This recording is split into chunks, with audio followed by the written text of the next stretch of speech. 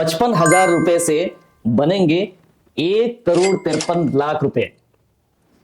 जोखिम भी है बट रिटर्न भी काफी अच्छा है। कैसे बना सकते हैं आप 55,000 से 1,53,00,000, इस वीडियो में हम डिस्कस करेंगे। हेलो एवरीवन, मेरा नाम गोविंदा रॉय एंड आप देख रहे हैं आपकी अपनी ही यूट्यूब चैनल। आज मैं स्वागत करता हूं एक और नए वीडियो में।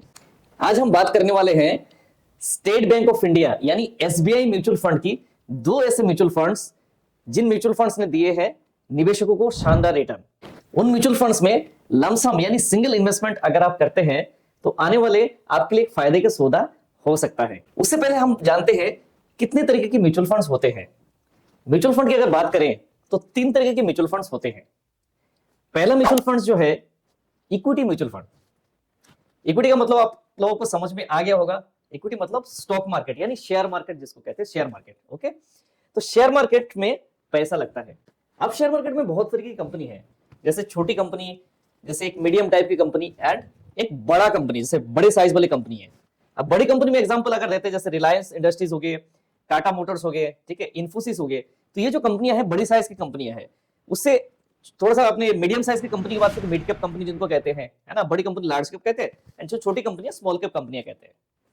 तो जो पैसा आप म्यूचुअल फंड में लगाते हैं तो आप क्या करते हैं, आपका पैसा जो एक म्यूचुअल फंड कंपनी में इन्वेस्टमेंट करते हैं एंड म्यूचुअल फंड कंपनी का एक फंड मैनेजर होता है। वो फंड मैनेजर आपके पैसे को अपने हिसाब से जिस फंड में आप लगाते हैं, जैसे आप लार्ज कैप फंड है तो लार्ज कैप कंपनी में पैसा आपका लगता है, तो इस तरीके से आपका पैसा इन्वेस्टमेंट होता है। ठीक है, अब अगर हम बात करते हैं दूसरा जो म्यूचुअल फंड है वो है डेट म्यूचुअल फंड। अब डेट म्यूचुअल फंड में पैसा कहां लगता है? डेट म्यूचुअल फंड में जो पैसा लगता है आपका सरकारी जो बॉन्ड्स होते हैं। अब सरकारी बॉन्ड्स हो गए, उसके बाद कंपनियों के बॉन्ड्स होते हैं, राइट। तो सरकारी बॉन्ड्स या तो कंपनी को बॉन्ड्स में आपका पैसा लगता है। वहां से जो रिटर्न एक्सपेक्टेड होते हैं लगभग 6 से 7% या तो 8% तक रिटर्न आता है। तो डेट म्यूचुअल फंड का जो रिटर्न है एक सेफ रिटर्न माना जाता है। जैसे एफडी में रिटर्न आता है, लेकिन एफडी जो एक फिक्स्ड होता है बेसिकली, नहीं, यहाँ पे थोड़ा सा वेरिएबल होता है, लेकिन एक सेफ ऑप्शंस माने जाते हैं, राइट।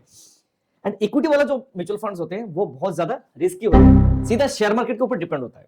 जैसे जैसे स्टॉक मार्केट बढ़ता रहता है, स्टॉक के प्राइस भी बढ़ता है, स्टॉक मार्केट नीचे गिरता है तो स्टॉक के प्राइसेस भी नीचे गिरते हैं, राइट। अब हम बात करते हैं तीसरा जो म्यूचुअल फंड है वो क्या है। तीसरे टाइप्स वाला म्यूचुअल फंड है बेसिकली वो दोनों का मिक्स्ड है। ठीक है, आप जैसे इक्विटी म्यूचुअल फंड भी रहेगा, इसमें इक्विटी का भी पार्ट रहेगा, राइट, और साथ में रहेगा डेब्ट का भी पार्ट, तो इसको एक हाइब्रिड म्यूचुअल फंड कहते हैं। तो तीसरा म्यूचुअल फंड का नाम है हाइब्रिड। जैसे एग्जांपल अगर देते हैं जैसे बैलेंस एडवांटेज फंड हो गया, ठीक है, इस तरीके की म्यूचुअल फंड होता है आपका हाइब्रिड म्यूचुअल फंड। दोनों का मिक्स रहता है। तो फंड मैनेजर डिसाइड करता है कि किस टाइम डेब्ट में कितना पैसा लगाना है, किस टाइम अपने इक्विटी में यानी स्टॉक मार्केट में कितना पैसा लगाना है, तो फंड मैनेजर डिसाइड करता है। तो तीन तरीके के म्यूचुअल फंड हो गया, इक्विटी म्यूचुअल फंड, डेब्ट म्यूचुअल फंड एंड तीसरा जो है हाइब्रिड म्यूचुअल फंड, यानी दोनों का मिक्स्ड है। तो आज जो हम बात करने जा रहे हैं वो इक्विटी म्यूचुअल फंड के बारे में बात करने जा रहे हैं। इक्विटी म्यूचुअल फंड यानी स्टॉक मार्केट में पैसा अगर लगता है तो रिस्क बहुत ज्यादा होता है, तो उसीलिए इन्वेस्टमेंट करने से पहले आप अच्छी तरह से स्टडी कर लीजिएगा, या तो आप अपने फाइनेंशियल एडवाइजर या तो सलाहकार से आप सलाह ले लीजिएगा। ये वीडियो सिर्फ और सिर्फ एजुकेशन पर्पस के लिए है, राइट, कोई भी बाई और सेल का रिकमेंडेशन नहीं है। तो दोस्तों आज जिस म्यूचुअल फंड की हम बात करने जा रहे हैं, पहला म्यूचुअल फंड जो मैं डिस्कस कर रहा हूं वो है स्टेट बैंक ऑफ इंडिया की SBI magnum mid cap fund. तो SBI magnum mid cap fund की अगर बात करें तो एक साल का रिटर्न की अगर बात करें, उस फंड ने रिटर्न दिया है 25%। 3 साल की रिटर्न की अगर बात करें वो है 20%। 5 ईयर की रिटर्न की बात करें, जो रिटर्न दिया है अभी तक वो है 27%। अब अगर हम बात करें 10 साल की रिटर्न वो है 16%, बट शुरू से अभी तक की जो रिटर्न इस फंड ने दिया है वो है 17.45%, यानी 17.45% रिटर्न दिया है शुरू से अभी तक, यानी सिंस इंसेप्शन जिसको कहते हैं, राइट। अब म्यूचुअल फंड की एनएबी है वो है 238 रुपीज, यानी 238 रुपए की उसकी एनएबी है उस फंड की आज के डेट में। फंड का साइज की अगर बात करें, फंड का साइज है 21,400 करोड़ का फंड है, काफी बड़ा फंड है, ठीक है। एंड ये एक मिड कैप म्यूचुअल फंड है, तो मिड कैप म्यूचुअल फंड्स में रिस्क बहुत ज्यादा होता है, ठीक है, और उसके अकॉर्डिंगली जो रिटर्न भी काफी एक अच्छा एक्सपेक्टेशन रहता है लॉन्ग टर्म के लिए, ठीक है ना। इस फंड की जो बेंचमार्क है वो है निफ्टी मिड कैप 150 टीआरआई, ठीक है। तो कोई भी फंड्स होता है उनका क्या एक बेंचमार्क होता है, जैसे निफ्टी 50 एक बेंच अपनी एक इंडेक्स है, तो उसी इंडेक्स के हिसाब से आपने जो है म्यूचुअल फंड्स होते हैं, ठीक है। तो इस तरीके से अलग अलग फंड का एक बेंचमार्क होता है, तो बेंचमार्क के हिसाब से ये जो है निफ्टी 150 टीआरआई इसके बेंचमार्क है, ठीक है। अब अगर लमसम इन्वेस्टमेंट अगर करते हैं तो 5000 रुपीज आप जो है इसमें एक मुश्त पैसा लगा सकते हैं। मेजर अगर होल्डिंग की बात करें, जो इस कंपनी में अगर आप पैसा लगाते हैं तो फंड मैनेजर किसमें पैसा लगा रहे हैं, इस फंड के जो इन्वेस्टेड वो स्टॉक्स है। तो मेजर होल्डिंग जो अगर बात करें वो है CRISIL, Torrent power, Voltas, max healthcare etcetera. Sector holding की अगर बात करें वो है automobile, capital goods and financial sector etcetera. एक साल पहले अगर आप पैसा निकालते हैं तो इसमें एग्जिट लोड जो लगता है वो 1% लगता है। चलिए अब हम कैलकुलेशन को समझते हैं, देख लेते हैं कि आप कितना इन्वेस्टमेंट में कितना रिटर्न आप यहां से मिल सकता है। आज की डेट में अगर हम ये सोचते हैं कि हम 55,000 रुपए इस फंड में इन्वेस्टमेंट करते हैं, निवेश करते हैं, तो आने वाले 35 साल के बाद कितना रिटर्न बन सकता है। तो हमारा जो इस फंड ने रिटर्न दिया है वो सिंस इंसेप्शन यानी शुरू से अभी तक का जो रिटर्न दिया है वो दिया है 17.45%, यानी 17.45% का हमारे को रिटर्न मिला है इसी फंड से। तो उसके अकॉर्डिंगली अगर हम कैलकुलेशन करते हैं, ठीक है, तो हमारा फंड जो है आज के डेट में बन जाता है 1,53,00,000 रुपए, ठीक है। तो हमारा इतने का अमाउंट का वैल्यू बन जाता है।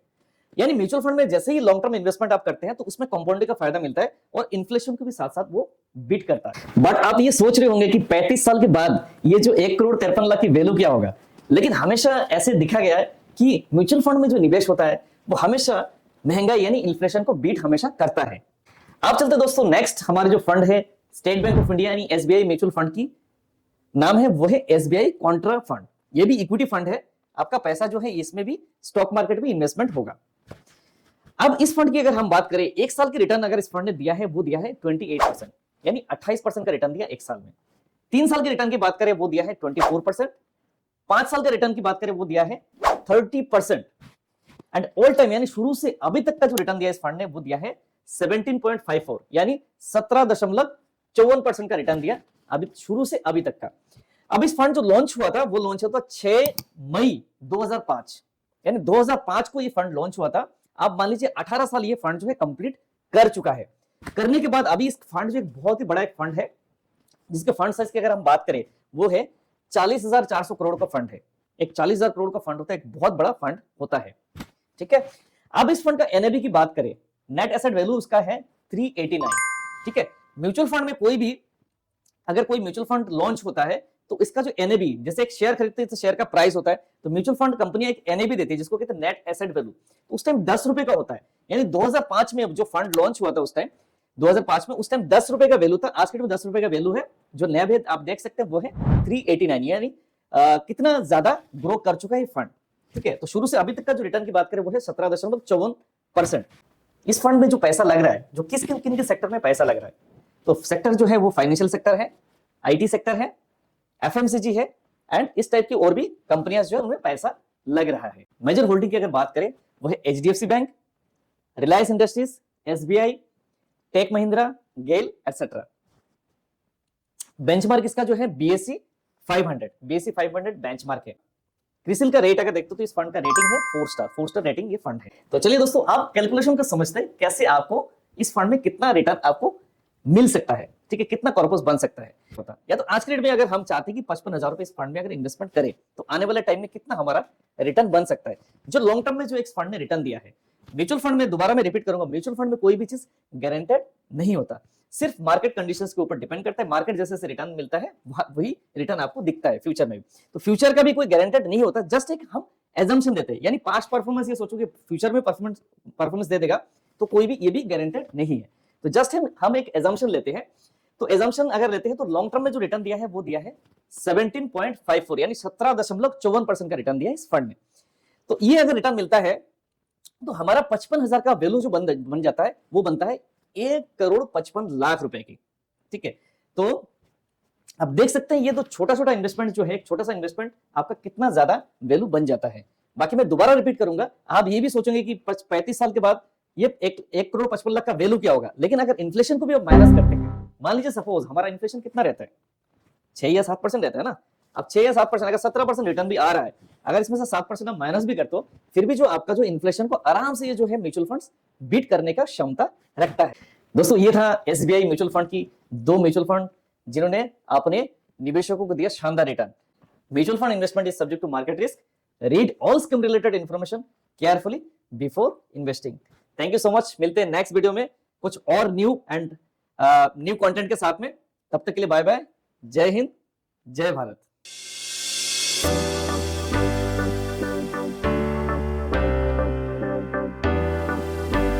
Mutual fund investment is subject to market risks. Read all scheme related information carefully before investment.